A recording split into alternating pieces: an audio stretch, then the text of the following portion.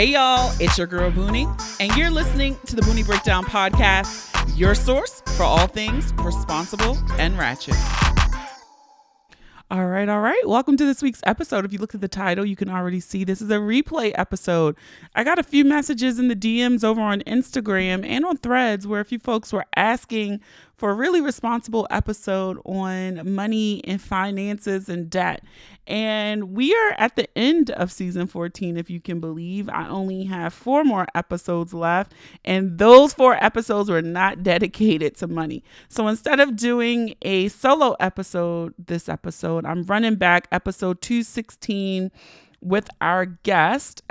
She was Naseema McElroy. She was $1 million in debt and now has a net worth of $1 million. And she did it in less than 3 years. So I thought this was a really great episode.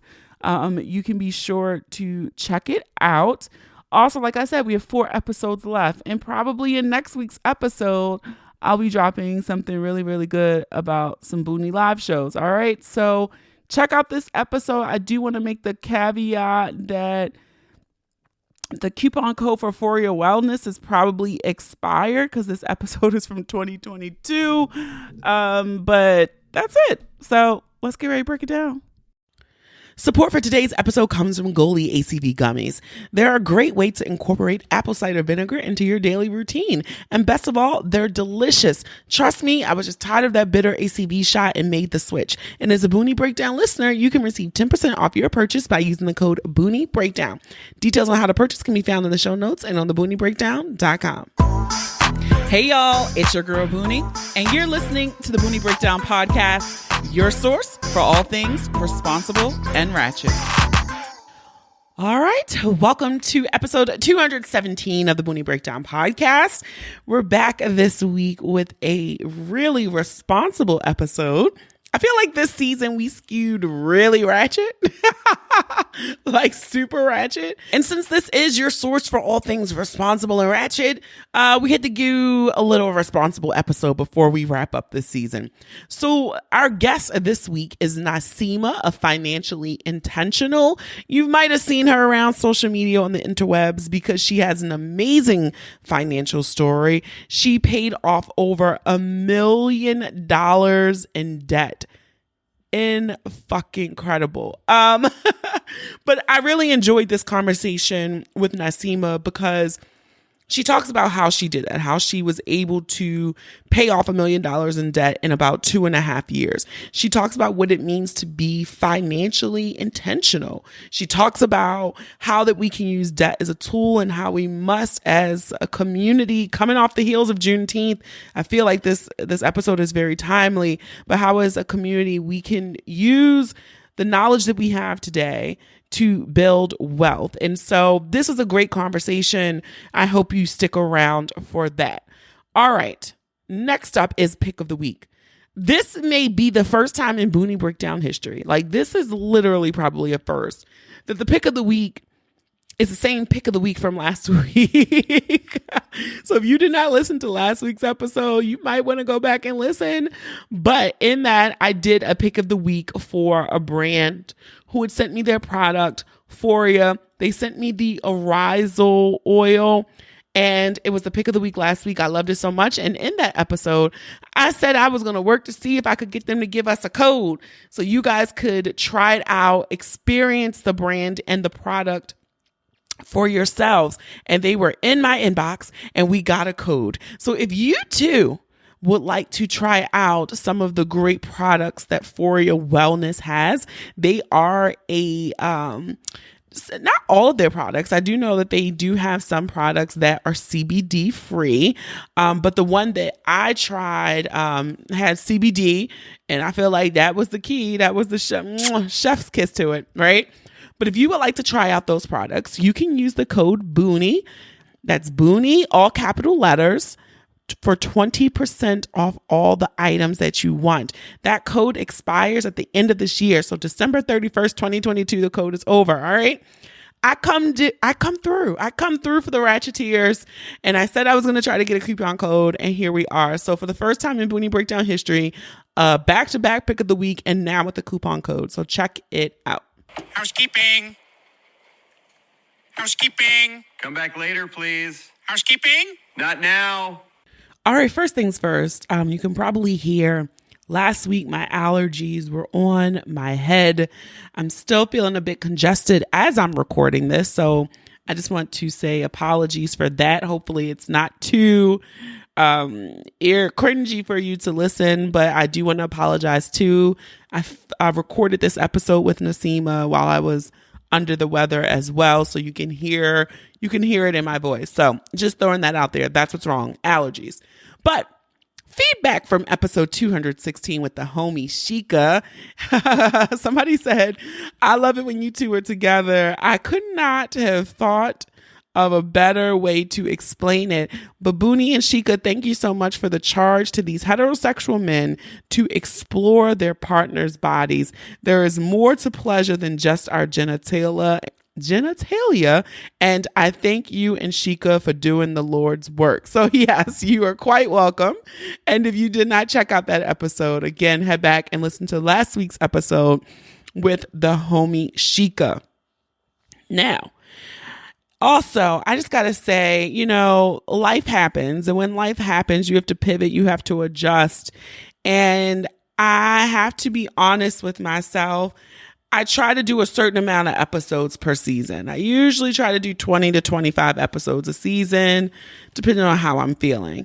I usually always do hit that. This season, life happened to me. I experienced a loss of a family member that was dear to me, now sickness, and gearing up for the live shows. I just got to be honest, my focus is not really on the podcast right now. And not to say I'm walking away or anything, but I also feel like with outside opening up and planning live shows and doing this, and even Patreon gang has noticed, I paused Patreon payments processing for a while because I don't like taking people's money and not delivering on what I promised.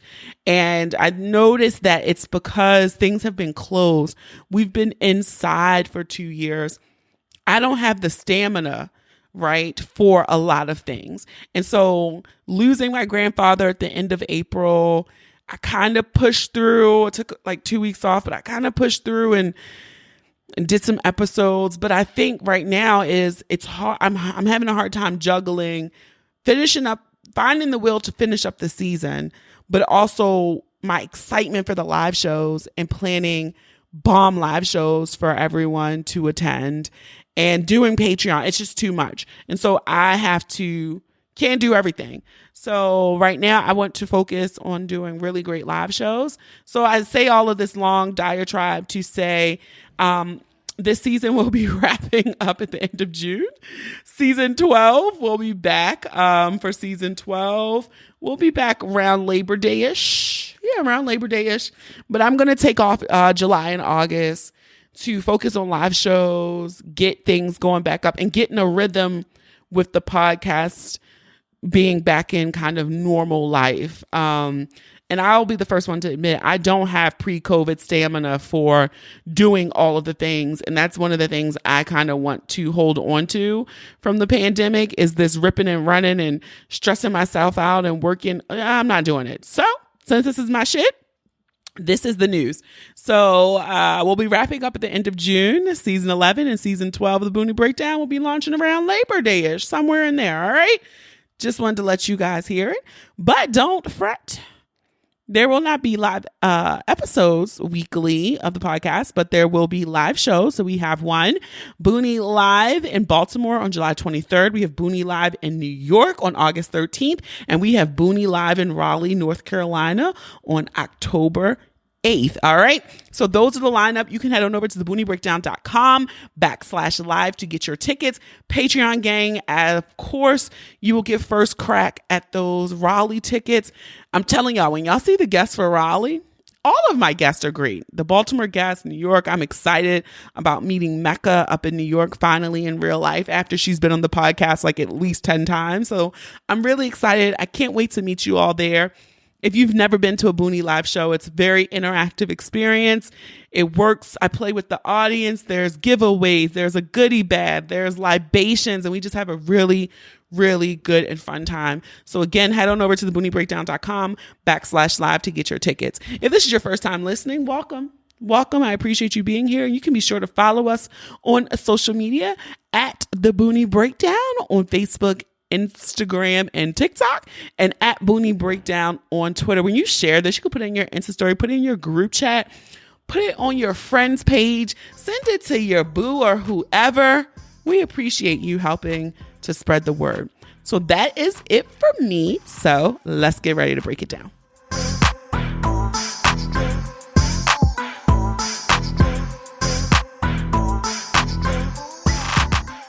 Hey guys, it's your girl Boonie, and I'm going to put a disclaimer here now. Apologies for my voice. I'm battling through allergies, sinuses, but I did not want to reschedule. So in case I forget to put that in the bumper, but I want to welcome our guest, Naseema of Financially Intentional. Welcome to the Boonie Breakdown. Hey, thanks for having me. I'm super excited to be here. Look, I think you may be the first responsible episode we've done this season. Girl, after you talk to me for a little while, you might second guess that. So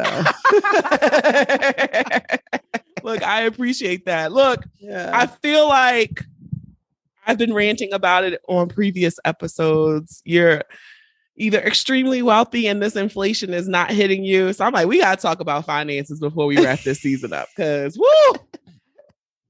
the pockets are hurt right now. It's hitting everybody. Okay. And the only thing, my saving grace is I ain't got to pay for gas. So it's hard out here for him. Yeah. And I've had it for a long time. So smart. I didn't just buy it. No, it's smart. I was thinking about it because I'm like, I moved last year, so I have a garage. And so I'm like, okay, now I have a garage. Maybe I would consider an electric car because I can plug it in here.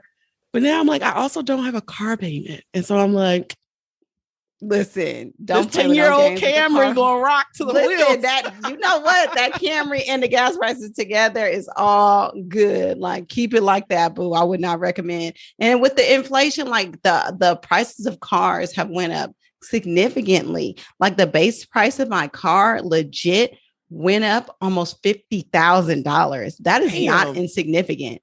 At all. $50,000. Not, it is $50,000. Like increase. So I'm like, oh, I did good. No, you did, because that's how I feel about my house, right? Like, yeah, I got it before these interest rates went up. So now what houses are selling in my area for at this 5-6% interest rate, I'm like, dang, y'all mortgage just gotta be $1,000-$1,200 more than what I'm paying. Way more, girl. That's a thing too. Me too. My house, I bought it. It's up, I want to say $330,000 from the price that I bought it. Like stupid, ridiculous right now. And these interest rates is killing it. And I'm just like, I'm sitting here trying to drop my little $200 PMI and these people paying hella interest. Okay. Listen, because I literally was like, I'm calling in a couple months, drop the PMI. I know I got equity. Yeah. The thing with my mortgage though, and this is just a gem for you guys, I didn't know sometimes they make you wait exactly 2 years, but it depends on who your lender is. So check with your lender, what the rules are. But some of them is just like, if it's 20%, it's 20, but everyone has their individual rules. Cause believe me, girl, I submitted my shit hella early and they was like, excuse me, ma'am, we have to wait until it's 2 years. And I said, oh, okay, I'll send it back in a couple months. Okay. Yeah. And if you have an FHA loan down after, I think it's 2014, the PMI never comes off. Oh, no. And that's MIP. It's a little bit different. But yeah, that shit never comes off. You have to refinance it. And imagine having a refi. Imagine getting into a FHA loan a couple years ago and having a refi now. All bad. Yeah, all bad. Just keep paying it. Just keep paying it. Yeah. Get a roommate or something. Shit. So listen, I was just saying, this is coming from a place of privilege. Like I'm one of the Henrys, like a high earner, not rich yet. I've said this on the podcast, but I really be thinking to myself, like, shit, somebody who's making like 40 grand a year, how are you living right now? Like, I really just can't even comprehend how that works. I don't know. I have no clue. I haven't made $40,000 probably since I was in high school. So I don't understand that concept in itself. Yeah. But there are so many people that live like that. So I don't understand, like, how do you afford to breathe right now? Like, you can't even afford water. Like, what? It's just like too fucking expensive. Where do you live? Like, where do you live? Who do you live with? Like, for real. And it's funny because you just said you have not made that. So can you tell people, because we skipped all, we just got right into the conversation. Yes. What is your background? I follow you, I'm aware, but what is your background? Because people probably listen like, oh, what's this do? Because I want to get paid. Listen, I'm just a nurse. At the end of the day, I'm just a nurse. No, I'm a labor and delivery nurse for 13 years. But the truth of the matter is, like, my whole life, I always knew how to get money. Like, I started making money at 5 years old. Like, I was always hustling. I was the one in Office Depot with my dad when he was there buying stuff for his business, like looking up business growth software and things like that. I always babysat. I always did hair. Like, listen, I paid for a car in high school doing hair. So, my background is, I'm from Oakland, California. I went to school initially to be in healthcare administration, hated the politics of administration, went back to school to be a nurse, and became a nurse almost at 30, and have been a nurse, like I said, for 13 years. So I have done a lot of things, but I am not a low income earner, and I haven't been for some time, because even if I don't make a lot of money in my job, I always have a way to make outside money. But because I am living in the San Francisco Bay Area and a nurse in the San Francisco Bay Area, where we make the highest wages, I do make multiple six figures a year just being a nurse. Yeah, that's amazing. But you also live in the Bay. Damn. That part. Yeah. It's all relative, right? Yeah, it is relative, but you do make relative. Yeah, you make a lot of money, but your cost of living is the highest in the country, literally. Right. I mean, exactly. Even though a few other cities is neck and neck with you in recent times, but you have to earn a lot to live there, right? Yeah, definitely. I feel like you're also, what I appreciate about you, you're very transparent on your social media. Always. It's the only way I know how to be. Like, that's just how I am. Like. But I love that. It just, I don't, like, I'm the kind of person I can never tell a lie, because, you got to keep on lying to tell the lie. My memory ain't that good. So I can't. So I'm going to just always keep it real with you, because I know if I try to lie or cover something up, I'm going to fuck up. So. Yeah. I think what is getting to me, because we live in this culture where everybody's an entrepreneur and everybody's earning seven figures and everybody's doing this and buy my course and do this shit, that to me, your level of transparency, I think, is so refreshing and appreciated to me. Like, you shared your W-2s, like, this is how much I earned. This is where the overtime was. And I'm like, oh shit. This is how much I pay in taxes. Like, this is what I put in my retirement account. Like, it's all right there. But the thing is, people are like, oh my God, don't share that information. They're going to come for you. I'm like, I'm a public employee, right? All somebody has to do is just like Google my name plus, how much you make. Yeah. It's Transparency California is just going to come up. Like, it's okay. But we do need to talk about this, because people need to know what's possible. How many times have I said I make multiple six figures as a nurse, and people are like, what? Nurses don't make more than $50,000. Like, the level of ignorance out here. I'm just like, blood, like, Google me. Like, that's it. Like, and at the end of the day, and it ain't no glamorous shit. Like, I have 2 master's degrees. I make the same amount of money as a JC trained, junior college trained nurse in the San Francisco Bay Area. I'm a floor nurse. I deliver babies. I look at vaginas all day. Like, it's not, like, I'm not no specialist. Like, this is just what it is. Yeah. And that's what I love. Like, you share it. It is what it is. People, and I always read the comments too, because you are somebody's post who people do get very, I won't say polarizing, but people get a little worked up sometimes in your comments. And it's always fascinating to me, because I'm sitting here like, this is what I think we need more of. People are saying, I'm not just teaching you and sharing my experience, but here it is in black and fucking white, right? And I'm not fudging no numbers. This is what it is. Now, I think the most startling thing for me, though, but I get it. I understand context. You just said you live in the Bay Area. You cleared $1 million of debt. Let's go. Mm-hmm. Okay, first, before we even ask how, what does $1 million of debt look like? You know what? And this is hella funny, right? Everybody's like, what the fuck? Like, why would I trust somebody who had $1 million of debt? I'm like, it's really not that hard. But like, my house was worth like $500 something thousand when I paid it. I mean, it was worth way more, but that's how much I owed on the mortgage when I paid it off. $200,000 in student loans. Listen, all right, there you go, 700 right there. That's it. The rest was just normal shit. Like I had to pay the IRS. I took out money on my retirement account. I had an ex-husband pay for his shit, pay for a couple cars. That's it. I mean, like, it's not that hard. The bottom line is y'all just don't do the math. Math don't math to most people. Like, add your shit up.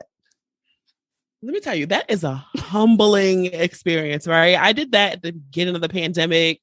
People listen to the pod know my responsible fave, my best friend.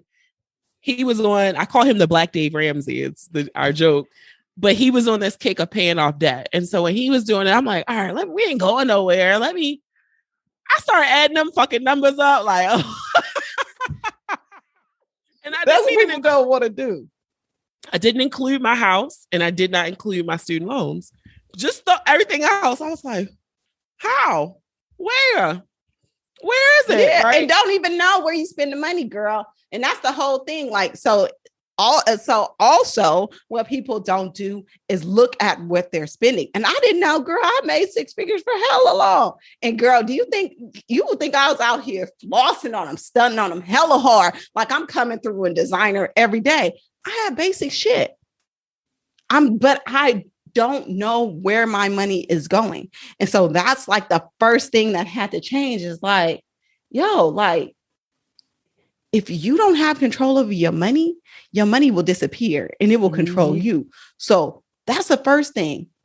Like intentionally, like look at where your money is going. And that's why I named my platform Financially Intentional, because at the end of the day, everything came down to just being intentional about what I was bringing in and what was going out and making sure that I was in control of it instead of at the end of the month being like, where the fuck did all my money go? Mm-hmm. That's what most people do.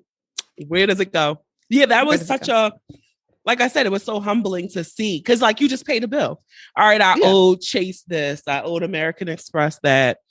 I owed whoever, like when I was writing it down. But when you see it and add up, I'm like, oh shit, I'm paying $800 a month in debts. Yep. All right, we got to clear that out. Now I got some free money. Now Mr. Biden put them student loans on pause, right? Hey, you know what? I'm hella mad about that. Not for y'all, but for me. Because people ask me, well, how did you pay off your debt? I actually like ultimately paid it. Like it wasn't like, no secret thing. Like when I had money, I paid it. That's really how it got paid. And I paid off my student loans and I did it the wrong way. Listen, I did all the things the wrong way and I still paid off $1 million in debt in under 3 years. And I fucked up. I paid off my student loans too fast instead of maximizing my retirement account. At the same time, I was so focused on paying off my debt. That cost me just $80,000 in just savings. That growth with compound interest is multiple 6 figures. Like, so. See, that's the part I think is so hard because when you hear people start this journey to get, financially well and fit, that it's like debt, the debt gotta go. And so it's hard to figure out, well, how am I going to pay debt, but save, but invest, right? And so listening to you just say that, you're saying, I wish I was doing the investing at the same time that I was paying debt. But it wasn't even like I was going to do anything different. I was just listening to your homeboy, DR, the white one. And and he was like, you can't invest while you pay down debt. So I paused my investments when instead I should have been maximizing my pre-tax investments because I am a high income earner in the state of California, which has some of the highest taxes in the world. And so if I would have just and this is just in my retirement accounts. This ain't like doing no fancy ass trading like on Wall Street, like out there buying stocks and, flipping stuff. It's not about that. If I would have just maximized my pre-tax retirement accounts at work and including just that little tiny match, that was $80,000 in those years I was paying down debt that I missed out on. So it was not even nothing fancy. It was just, I just could have maximized those things. But if you don't know, you don't know. And a lot of people don't know. So that's what I didn't know. And that's how I share my story. That's why I'm super transparent. That's why I'm super clear. That's why I'm just like, hey, listen, I fucked up. I did these things. Learn from me. Don't do them. Yeah, because I think that was what I was willing to do. Like, let me pause my retirement contributions. Let me get all my money so that I can pay. And then in the middle of that, I was like, wait a minute, put that back on, right? Because the market was doing really well, right? At that time. So yeah, it's really hard because I don't think everyone says attack the debt. So most people, yourself included, miss out on that. So I think the other thing too is like, I'm watching you now, like you're debt free, right? Still debt free? No, I still have debt. Okay, you still have debt. Okay. Are you one of those people that debt is bad, or you're okay with having debt? You just want to clear? I think that I want to clarify this because I think it's super important. Actually, I just did a post on this. Debt is not good or bad. Debt is a tool, right? But we as Americans have over leveraged debt in a way that makes it bad, right? Because we are not using it as a tool. We're using it out of necessity when we should be trying to figure out how to take control of our money instead. And so the debt that I have is very low interest. It's very strategic, and it's only used to make me more money. As a rule of thumb, if you have debt now, and I used to say 3%, but because inflation, I would say if you have now debt that is over 5%, you need to attack that aggressively and get that out your life, like piece that out, like buy. And don't use like credit cards, especially with those double interest debts. That needs to be eliminated. But yeah, I still have debt. My debt that I have right now is just like my car payment, which is at a 1.75% interest rate, which will be paid off next year, which I ain't paying no extra on that because it don't make no sense for me to do that.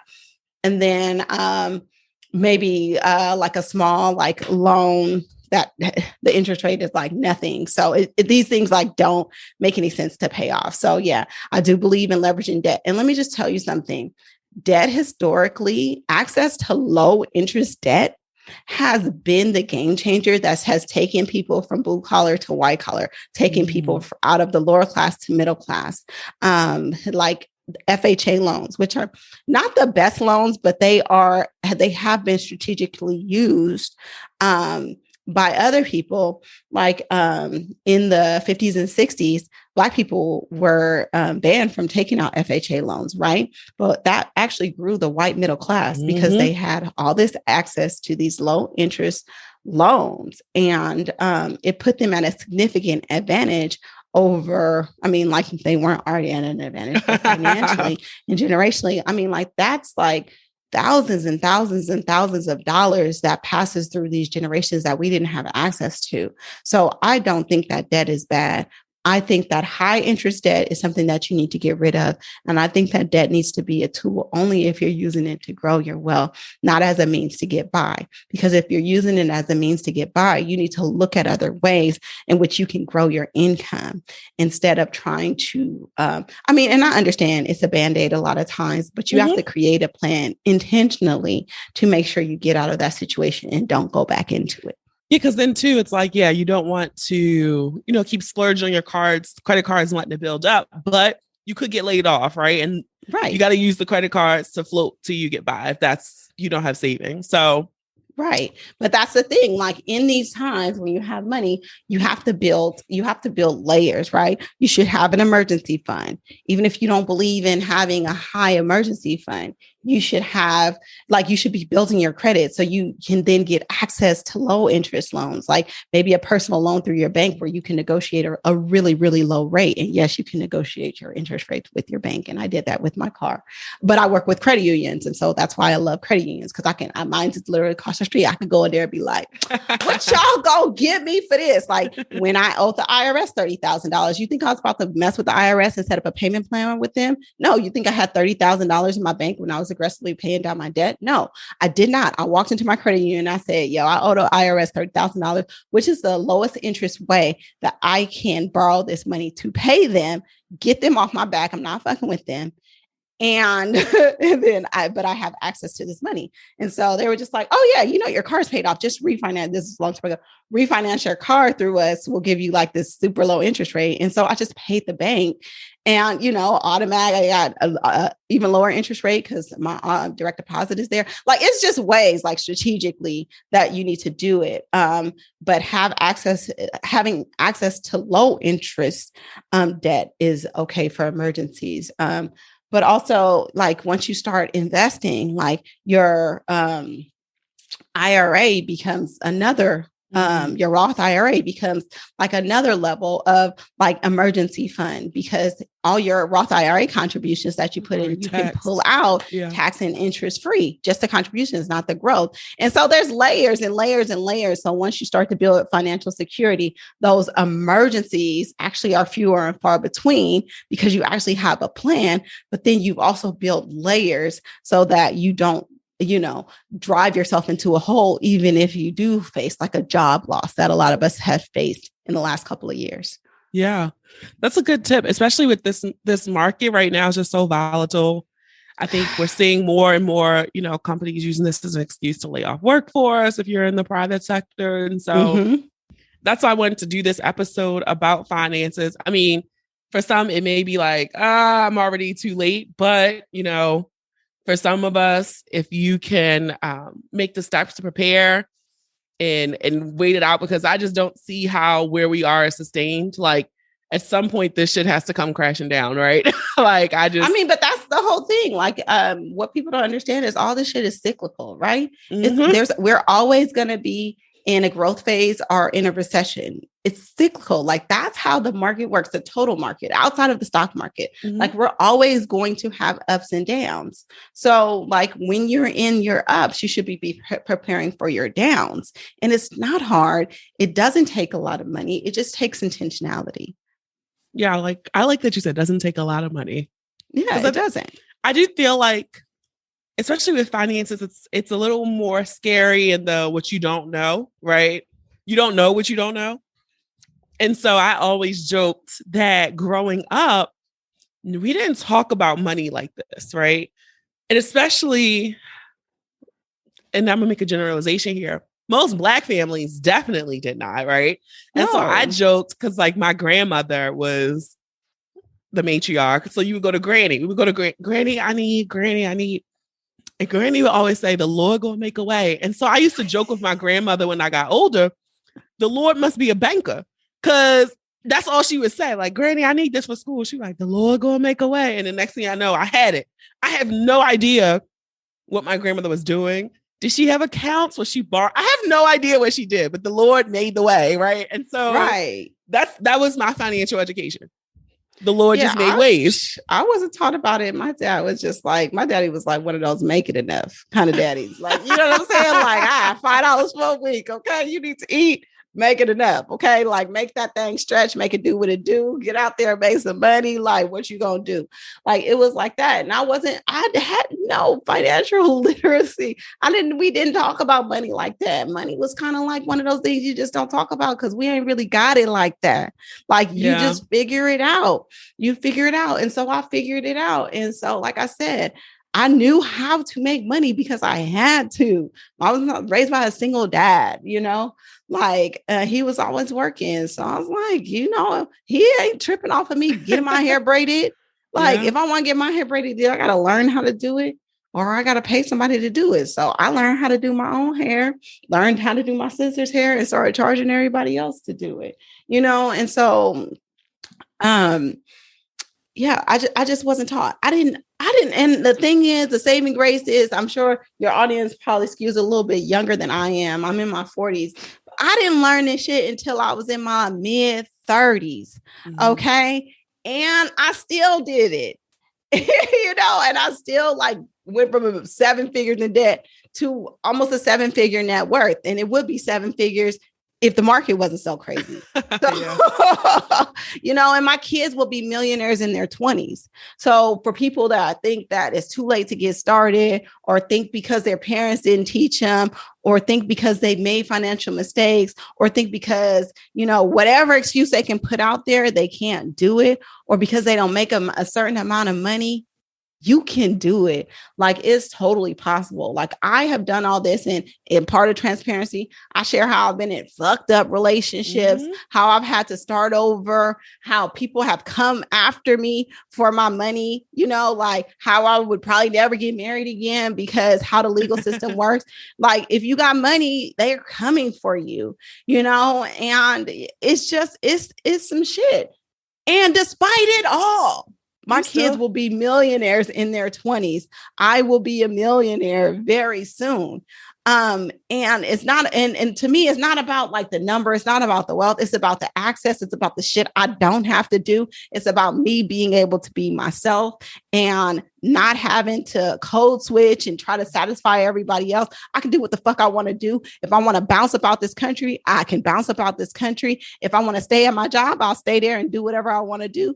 I love it. And I don't really care. I can be fully in myself. I can advocate for my patients. I can advocate for my staff. I can go to my school, and I know that I can advocate for my kids. Like, that's what wealth is to me. I love it.